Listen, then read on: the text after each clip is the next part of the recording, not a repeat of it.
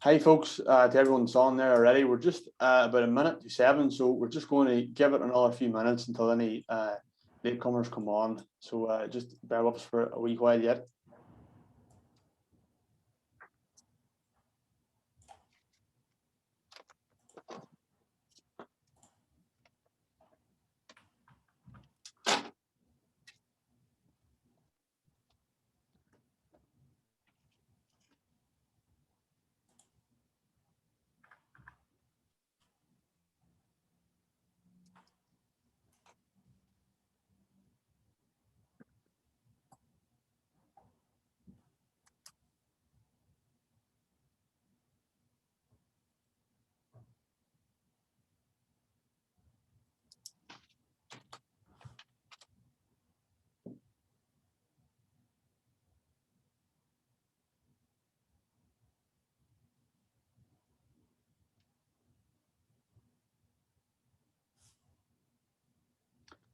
Hi folks, we're just going to give it another minute for anybody else to come on.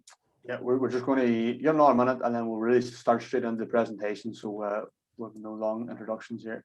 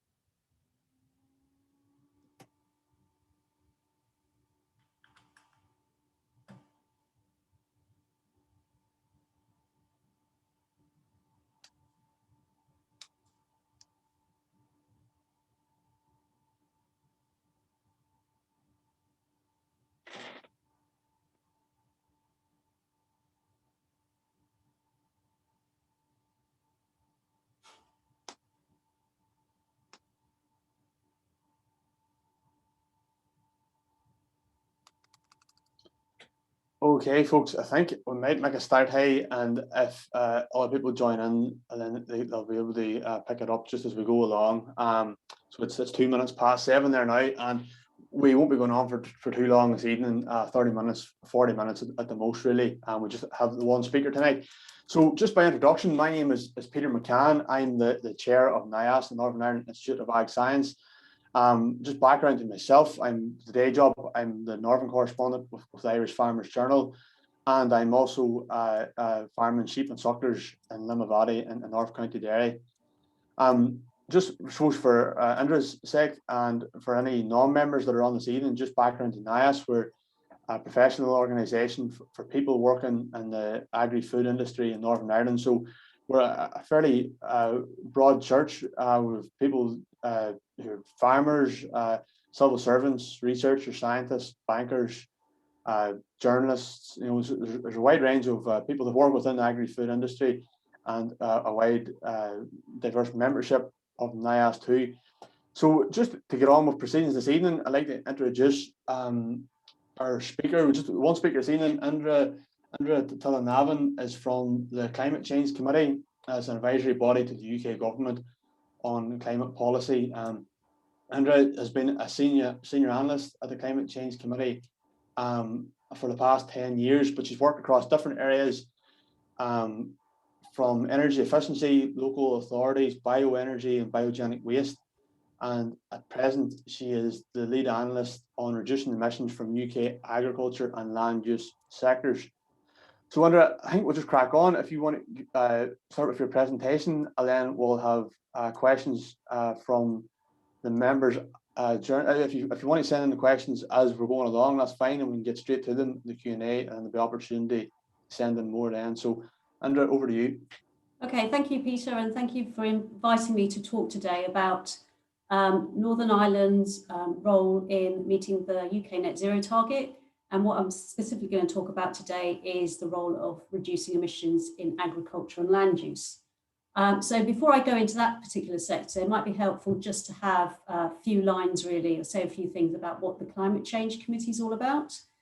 So we're the UK's independent advisor on tackling climate change. We're an independent statutory body, and we were established under the Climate Change Act of 2008. So in 2008, we set a legislated target to reduce emissions by 2050 by 80% compared to 1990. And this was subsequently updated last year to a net zero target. So between 1990 and 2050, emissions will fall to net zero. That is the legislated target. So our statutory duties require us to advise the UK and the devolved governments, including Northern Ireland, on emission targets, and to report to Parliament each year on the progress being made to reduce greenhouse gas emissions, but also how we're going about preparing and adapting to the impacts of climate change. So the CCC has two roles really. So one is on the mitigation, how to reduce emissions, and there's a second team at the CCC which is more about how we're adapting to the impacts of climate change. So I sit in the mitigation team. So as I mentioned, one of our roles is to make recommendations on the path for meeting that net zero target. So as I said, the UK has legislated a target to reduce greenhouse emissions to net zero by 2050. And what the CCC does is that we make recommendations on how those emissions can be reduced over time through a series of 5-year carbon budgets. So the first 5 carbon budgets have already been set by the UK government. And in December last year, we provided our advice on the 6th carbon budget, which sort of roughly covers the mid-2030s.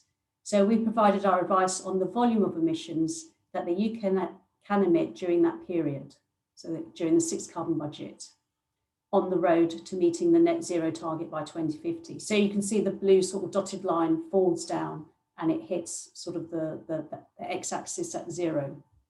So what this chart is showing is that by 2035, we think that UK emissions can fall by 78% compared to 1990. So it's quite an ambitious cut. And as you can probably see, it's front loaded. So there's a lot of abatement happening in the first 15 years between now and 2035. So roughly 60% of the emissions that we need to reduce is happening over the first 15 years. And then 40% of the remaining emissions needs to fall over the next 15 years. So that's between 2036 and 2050. So this is important while we're having so much of the emissions being cut in the first 15 years. It's important for a number of reasons.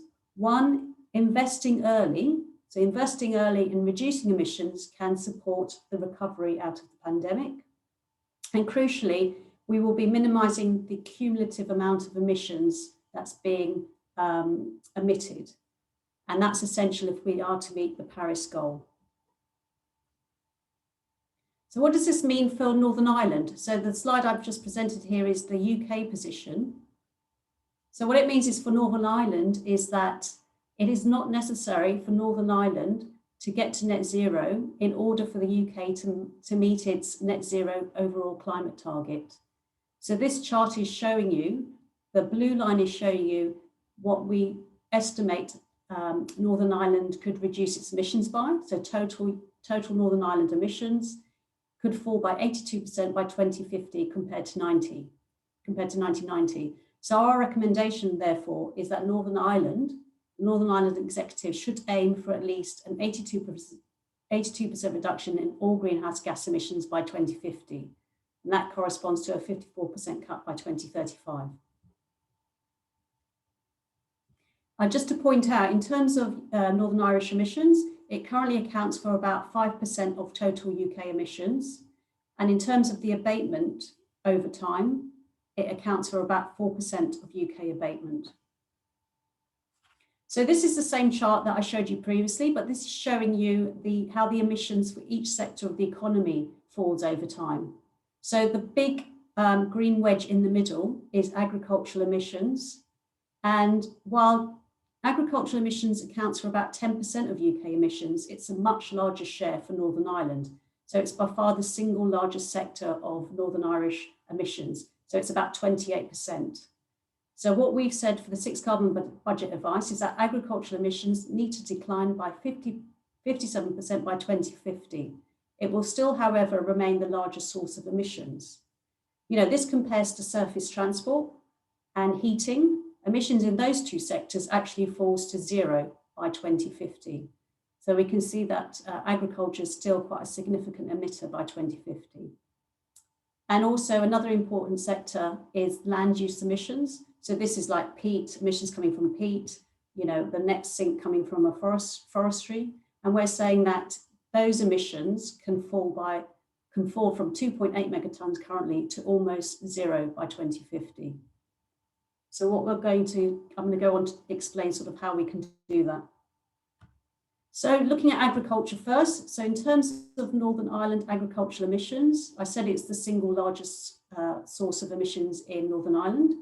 And we can see that these are the 4 main sources of agricultural emissions, of which 78% of agricultural emissions is directly associated with livestock farming. So the biggest source of agricultural emissions, you can see from the first block, is from the digestion process. So this is the ruminants, the cattle and sheep. So enteric fermentation. Second largest chunk of agricultural emissions is the storing and managing of animal waste. And so if we put those two together, 62 plus 16, that's where we get the 70% of agricultural emissions. There's also emissions associated with management of cropland and grassland. So obviously a big source is the application of fertilizer, whether that's synthetic fertilizer or organic fertilizer. And the smallest sort of chunk of emissions in agriculture is related to the use of energy. So whether that's red diesel to power your tractor, or the use of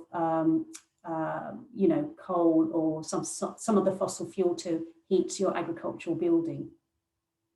So currently, it's not possible to reduce agricultural emissions to 0 due to the biological and chemical processes inherent in agricultural production. There's no new technology on the horizon that's going to reduce your agricultural emissions to 0.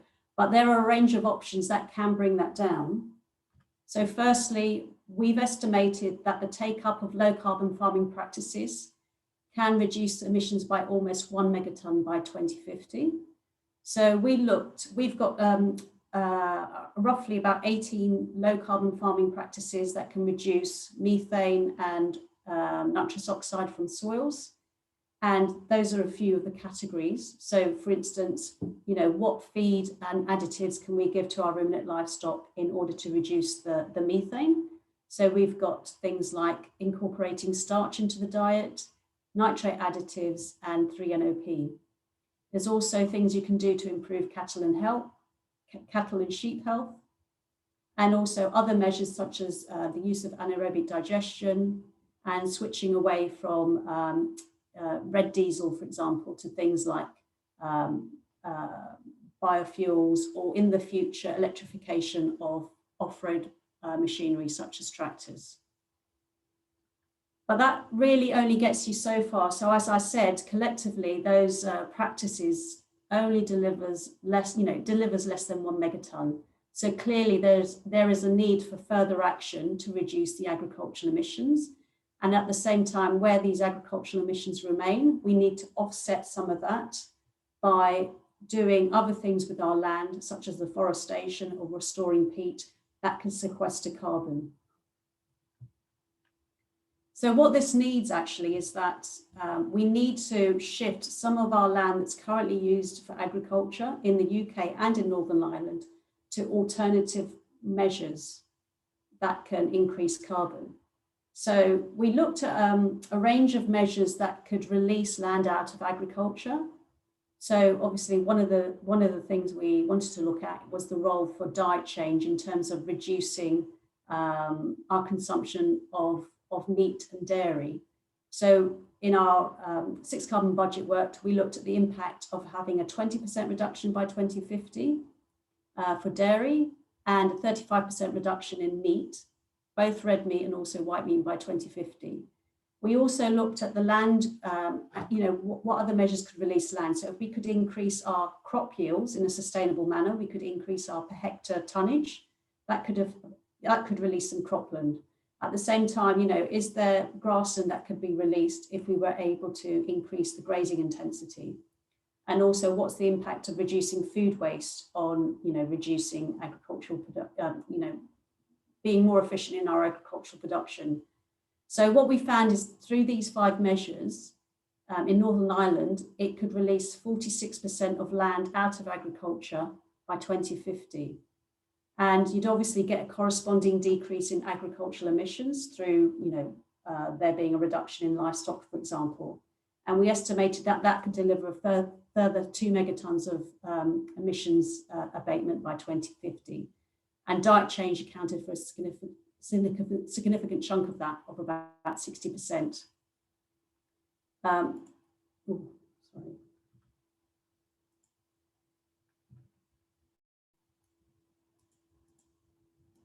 Sorry, I just can't see my slides because. And we also, so we've released this amount of land, but we also have ambition on increasing woodland area. So currently, Northern Ireland woodland area accounts for about 9% of land. We also want to grow more trees on farms, so have agroforestry, planting of energy crops, and restoring our peatland.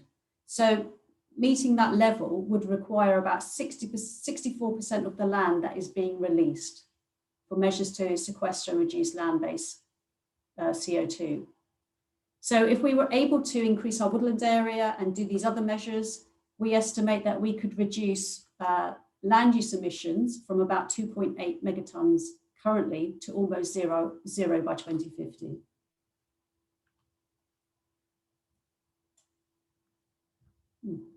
Moving.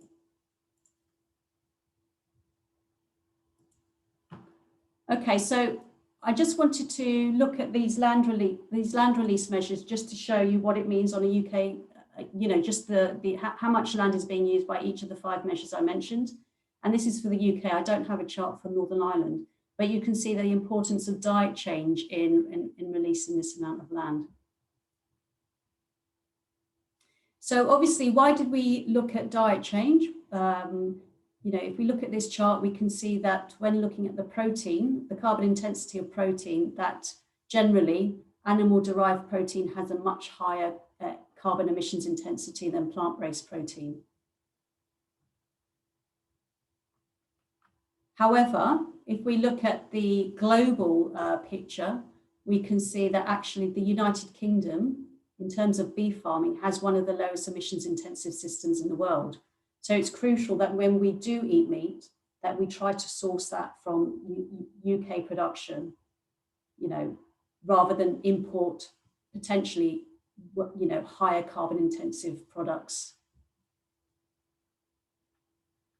So I mentioned that we needed to release agricultural land out of agriculture because we want to be able to increase the amount of carbon removals that the land can undertake. So in the 6 carbon budget for Northern Ireland, we require about 28% of agricultural land to be released by 2050. So this ensures we can get planting rates of trees up to about 2,500 hectares a year by 2035 and maintain that. 10% of farmland could incorporate some sort of agroforestry system, planting of energy crops, and also peatland restoration. As well as reducing emissions and increasing carbon removals, there's also a range of wider environmental benefits that these measures can deliver in terms of air quality, biodiversity and nature, animal welfare. For example, you know, agroforestry, if grown on pasture land, can provide shelter from the hot sun during, you know, the hotter summers we're going to get for grazing livestock. And obviously, if we can restore our upland peat, that can deliver flood alleviation benefits downstream. So if I just go back, so taking all of that together, we can see this chart here is just presenting the Northern Ireland picture on, you know, what our UK net zero target means for Northern Ireland. So by 2050, agricultural emissions, if we undertake the measures I've set out in the presentation, can decline by 57%, and land use emissions will fall to almost 0 emissions. So that's the picture. We also set out a list of sort of key policy recommendations in order to drive the emissions reduction in the sectors.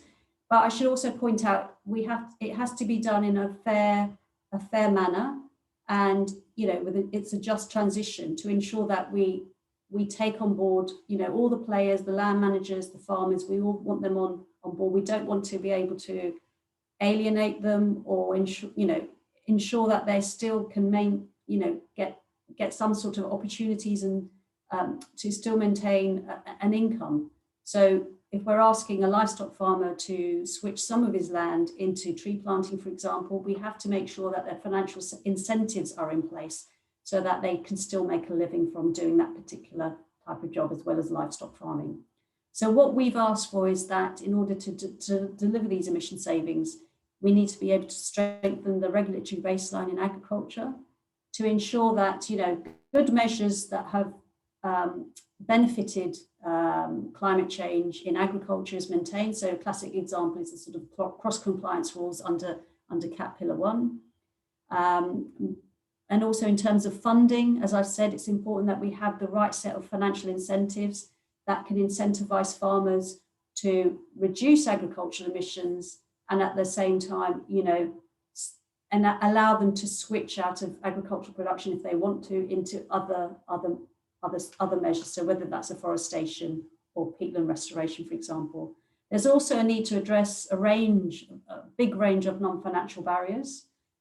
Farmers who have been farming for generations, they might be unfamiliar with a lot of the new things we'd be asking them to do, such as planting energy crops. So there's a really big need to ensure that we address the skills and knowledge barriers that could exist. There's also a need to ensure that interim policies are introduced. So we know in England, they're going to introduce a new system in 2024, the Environmental Land Management Scheme, that's going to replace the CAP subsidy. So, for example, we've asked government there to ensure that there isn't a hiatus in action, so that there are interim policies in place that can allow farmers to make that switch. At the same time, on the diet side, we need to ensure that there's information available to consumers, so they have the knowledge as to the carbon intensity of different food products, so that they're better informed. And there's a need, for supermarkets perhaps to have carbon labeling, but that really needs, the development of good metrics to account for the different emissions attached to food. And also, we're going to go down the Environmental Land Management Scheme that DEFRA are proposing. So we have to ensure that there's a strong monitoring, reporting and verification system in place to ensure that the actions and that are being delivered are properly accounted for as well. So that concludes my presentation.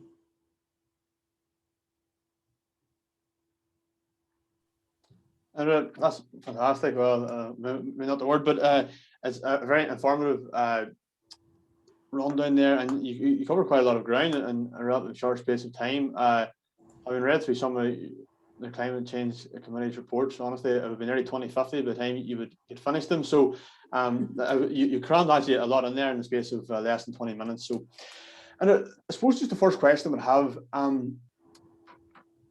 is the whole idea of national ceilings for emissions or whatever fundamentally flawed from the outset. And like at the end of the day, we're trying to stop global temperatures rising. So you say yourself there that, say, UK or Northern Irish beef production, say, as an example, is one of the lowest carbon footprints in the world. So are we doing ourselves any favors by, as you say, cutting production? Because surely we should be not only serving our own market, but exporting that elsewhere. And we should have some sort of international system for essentially incentivizing carbon efficient production and absolutely everything, never mind beef or dairy or whatever. Yeah, I mean, that is a good question. We've been asked that question quite a few times, but I mean, the reason, we look at diet change is not only from the perspective of the need to bring down agricultural emissions, and as I presented in the presentation, the application of low carbon farming practices gives you quite a small level of abatement, based on our current understanding of practices and technologies that's going to become available. So there's really a need to look for alternative measures that can bring down your emissions. So diet change not only brings down agricultural emissions, but it also releases a lot of land out of agriculture. So at a UK level, agriculture accounts for about 72% of UK land area, and I think it's slightly higher in Northern Ireland. So you do need to release a lot of grassland in order to be able to grow more trees and restore some of that peatland as well. So it's crucial for those two aspects. And what we can do, what we're saying is that you can reduce your meat consumption, but when we do eat meat, it should be local domestic produce, and that, we don't want to be offshoring our emissions overseas. So we don't want to be importing higher emitting, meat products. But yeah, like on a wider international scale is what I'm saying. We're all told that population is increasing and developing countries are becoming more affluent, so they want more westernized diets. So on a global scale, that demand for meat is probably going to increase, being realistic, over the next 10 or 20 years. Who's going to fill that? So is it us here, carbon efficient, as you say? We really need that meat consumption globally to fall, on a per capita basis. Maybe increase in the developing countries where they're currently perhaps, eating less meat consumption than is recommended.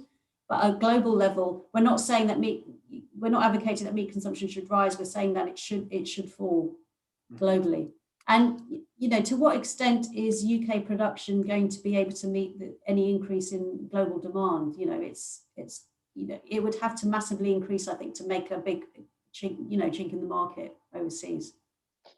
The other one then, Indra, just before I go to the other people attending tonight, is around the whole issue of methane. And obviously, a lot of our emissions just in Northern Ireland are methane based. That's right. You pointed me.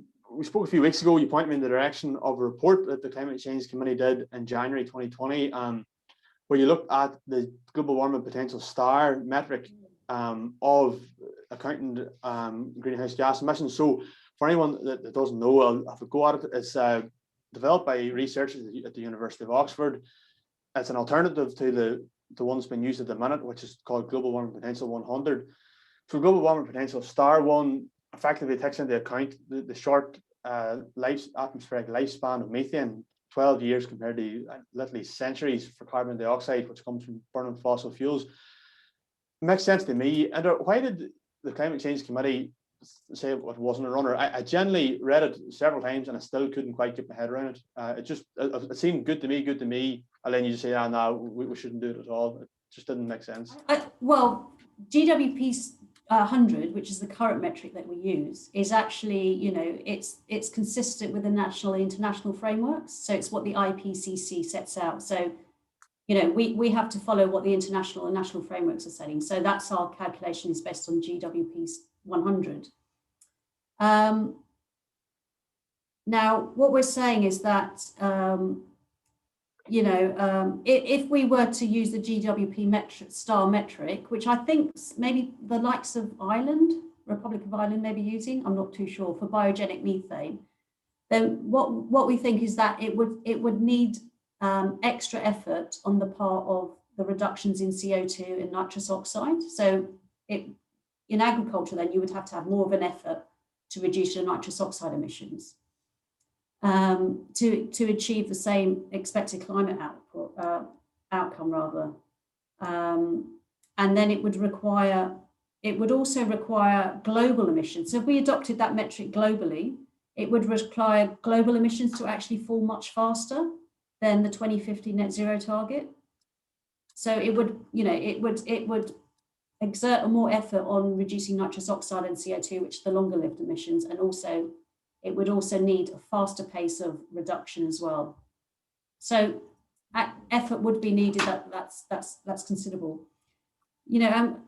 I think our overriding view is that methane cannot get a free pass by only setting a target that's on CO2. It has to be across all greenhouse gases. Yeah, in fairness, I think I speak for every farmer in the country when I say we're not expecting a free pass, but it just baffles me that, even in your own report, you say that, it doesn't have to fall at the same rate as CO2. It is a short-lived, short-lived greenhouse gas. If I marched all my cows up to the abattoir this evening, it would have a quicker effect on global temperatures than if I stopped driving the tractor. Like, I just can't understand why, particularly in the letter that the Climate Change Committee sent to Minister Foots, where you recommend even in Northern Ireland you could have a separate target for methane, but you still say that everything will have to reduce by 82%. Whereas it just seems to me that farmers are having to shoulder a lot more of this than any other industry. I wouldn't say that. My colleague, my DA colleague, he's actually told me that they presented, Northern Irish results, or, and other sectors have actually said, well, how come agriculture has still got a significant share of emissions by 2050? So there has been some sort of, from the other sectors at least, they're saying, well, why are we required to reduce to net zero? Agriculture is still, a large source of emissions by 2050. Yeah, but I'm just sort of taking the view. All sectors have to contribute. It's not just agriculture, it's all sectors, whether you're in industry, car makers, there has to be stretching, reduction across all sectors. But is the point of all this, like the whole crux of climate policy does not come back to stopping increases in global temperature, whereas a lot of the policies that we have, in fact, all policies that we have and these recommendations come down to stopping emissions, and they're two different things. Like, I think there's a transfiction, and it benefits the fossil fuel industry to talk about carbon emissions when my farm here doesn't produce carbon, it produces predominantly methane. And if we want to actually stop a rise in global temperatures or work to that aim, we need to get away from all this talk about methane and carbon emissions and this flawed system of accounting for a different greenhouse gas. The other one then, Lydia, and I will go to the panelists, is should we include land use and agriculture as the same sector when we're accounting for all these different things? Just given, as you say, that a lot of your policies are to change land use on farms. Yeah, I mean, it's sort of for the inventory. They sort of sit differently, don't they? So you've got UK agriculture inventory and the land use inventory, but obviously, there's potential there to have a common inventory, so that what the farmer does in terms of switching out of agriculture to trees or restoring whatever peatland it's got is recognised. Yeah. We'll just go with the. I think what my chart was showing, although we've got land-based emissions falling, it's still being offset by considerable by the remaining agricultural emissions by 2050. A few questions in here in the group chat. Yeah, so I actually had this one scribbled down too. So when you presented a slide there, I can't remember, I think it was a bar chart just showing the carbon footprint of different foods. Yeah. On a basis of, I think it was per kilo protein. Yeah. Are you aware of the work that's been done, in particular by Professor Al Stanton here in Ireland, where instead of talking about per kilo protein, or sometimes even calories, some people talk about actually the density of nutrients. So obviously beef is a much more nutrient dense food than tofu or anything like that. You have your vitamin B's and all that sort of stuff. Should we not be measuring and accounting for different types of food on that basis? Yeah, I'm not familiar with that metric or the work that you've indicated there. I mean, there's different ways you can account for that. I mean, we looked at protein, but yeah, you could look at a range of different other sort of nutritional elements.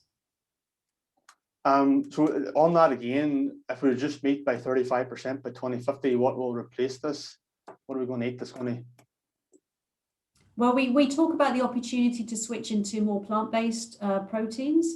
So there's legumes that can be grown as well in the UK. So I've spoken to farmers that are growing these crops, but they're actually saying that demand at the moment is quite low for these products. So obviously there is space there for demand for these products to increase over time. So it's really a switch to plant-based protein. And Just a general question, and this might sound silly, but there's in the year 2050, if we don't reduce, if the UK hasn't reached net zero, what actually happens? You know, is it fines? We fine ourselves? That's it. You have to you have to buy. So say you've missed your target by 10% or whatever. So the amount that you're still emitting, you have to buy like a credit. So the government would have to pay off that money. Okay.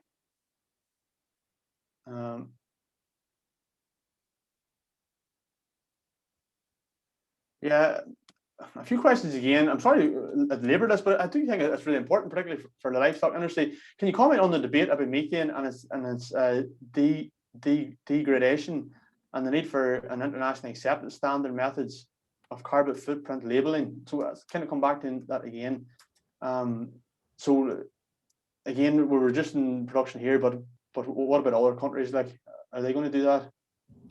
Well, everyone's sort of signed up. Those that have signed up to the Paris Agreement, they've obviously they're in the same position as the UK. You know, they've set themselves a target to reduce emissions as well. You know, the UK was one of the first to actually set the net zero target in 2019.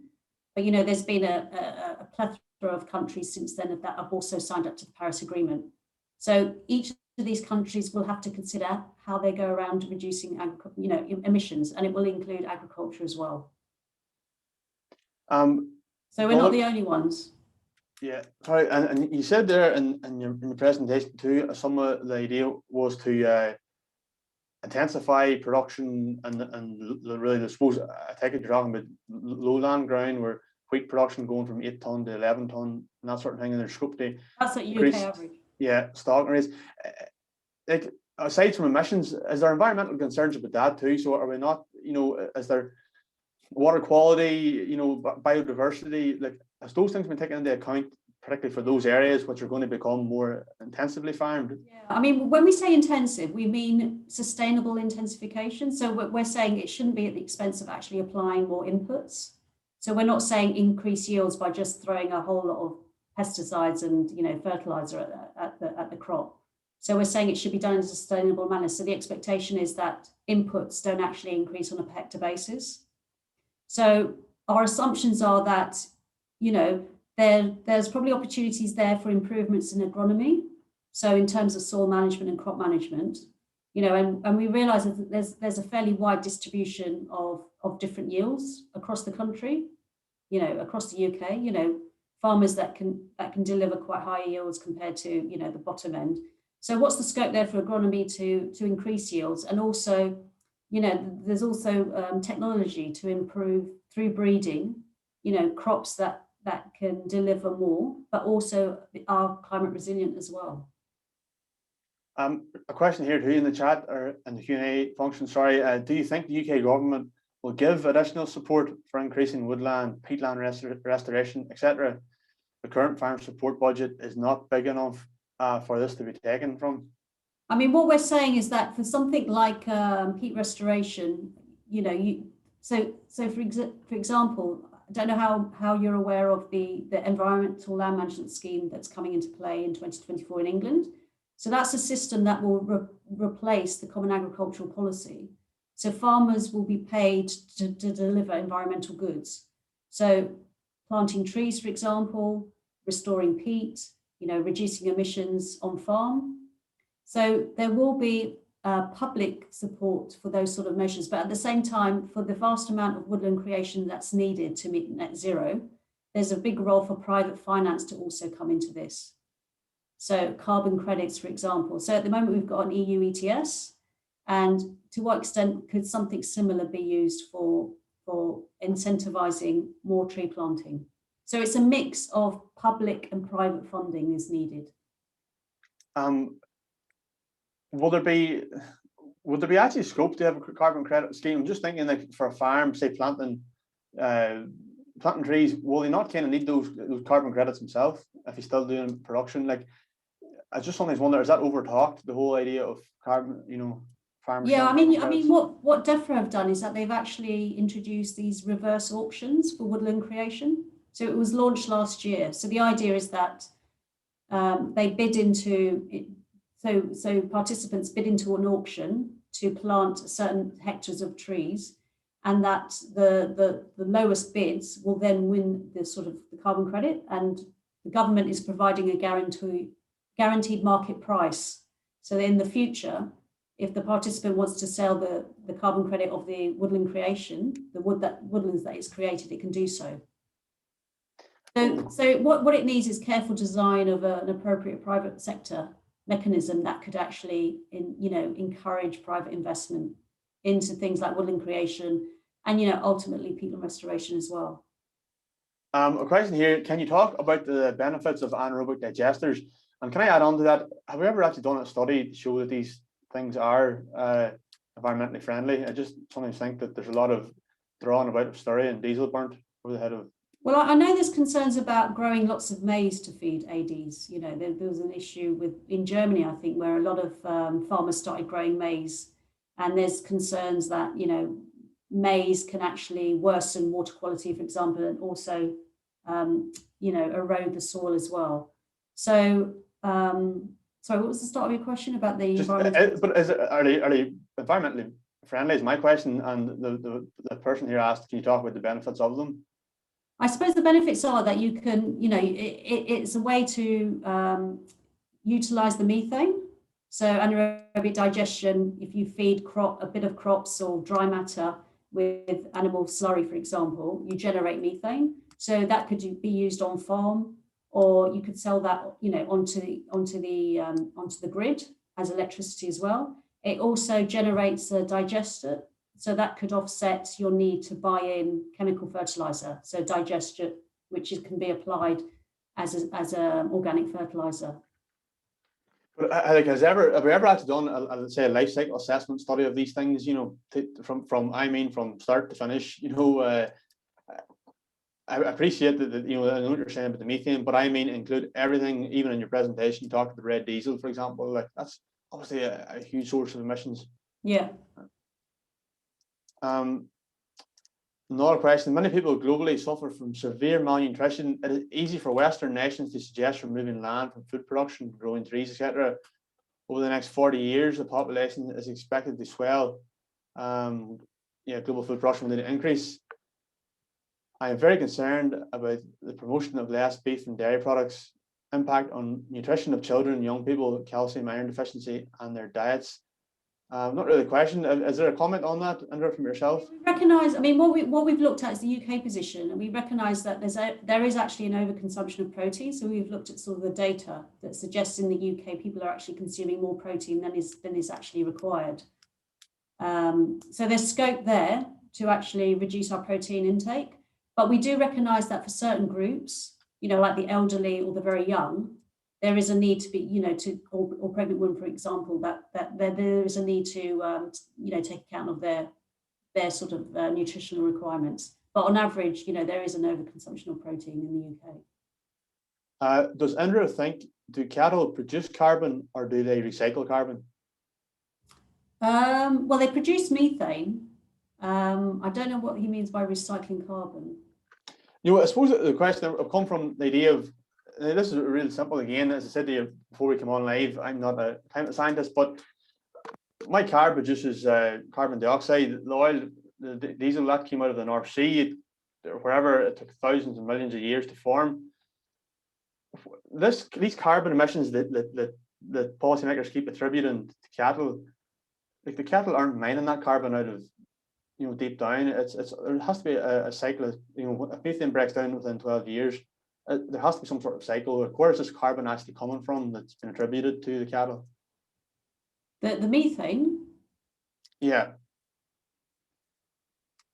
So that's my question. Yeah. Yeah. So the methane, so the large part of the methane of the cow is the enteric fermentation. So it's a digestion process. So that's the sort of the source of where that methane is coming from.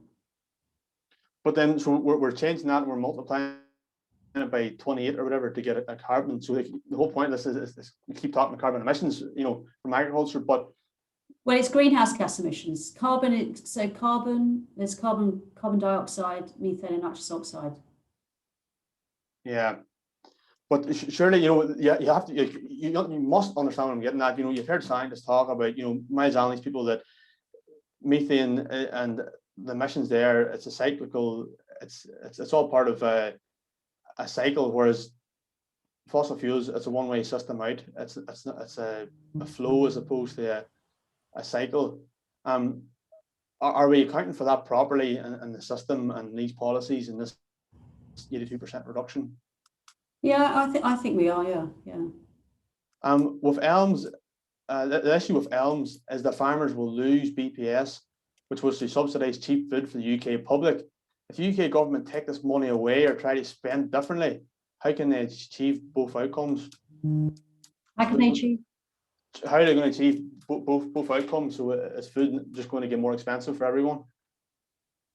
Yeah, I mean, you know, that's, I mean, we, you know, in terms of what's going to happen to the loss of CAP, you know, the wider Brexit issue, isn't it? You know, in terms of the trade issues now that we're now seeing, you know, we've said that, so I think in our policy report last year, we've said we can, you know, agriculture can deliver this amount of reductions, both in terms of agricultural emissions, but also land-based carbon sequestration. So there has to be, you know, the government needs to take that into account when deciding how much money from Treasury is going to be available for the elms.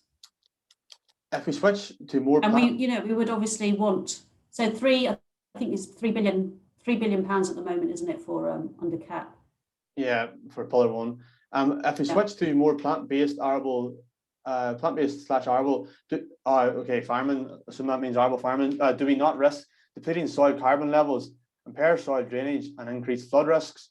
In addition, I may have missed it, but are you accounting for soil carbon storage under grasslands, which we know has not leveled off? I mean, we do take account of soil carbon in grassland, so we're quite careful on what we do with that grassland if we're taking out of agricultural production. So we're not converting it to energy crops, because actually what we found is that you get even up to 2050, you're still getting a loss of soil carbon. So you're essentially releasing all the carbon that's in that grassland. So when we're looking at woodland cover, increasing woodlands, you know, we're planting that on grassland in order to increase the soil carbon. So we're only looking at measures that can increase soil carbon within grassland by conversion.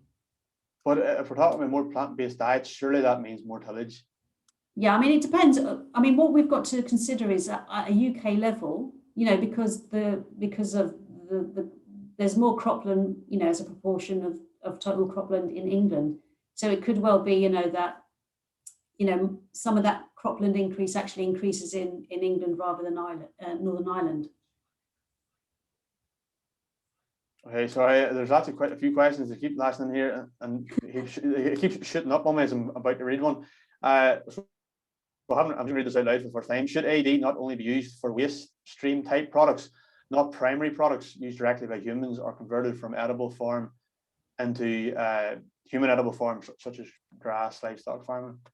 So the question there is, yeah, should we just focus on using AD on waste instead of grass or grass silage? Yeah, I mean,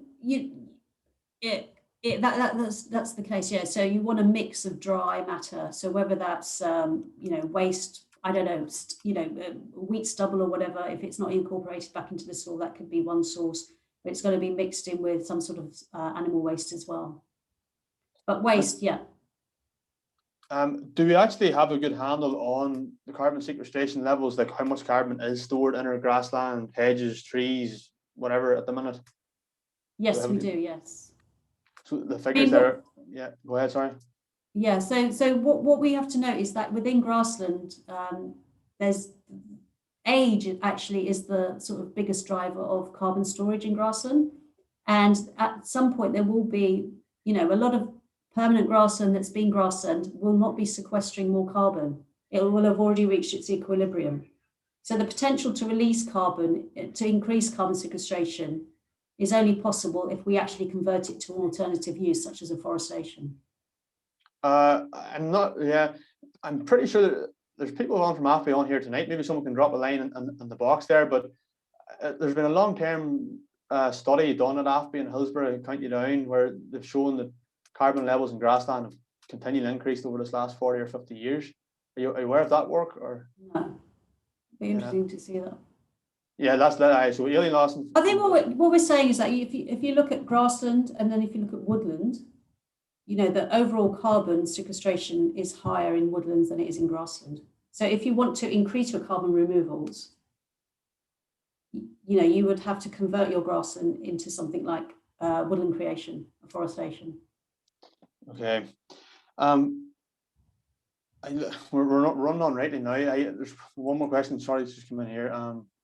Yeah, Elizabeth Mccann from AFBI said work at AFBI has shown the long-term slurry plots are still accumulating carbon after 40 years.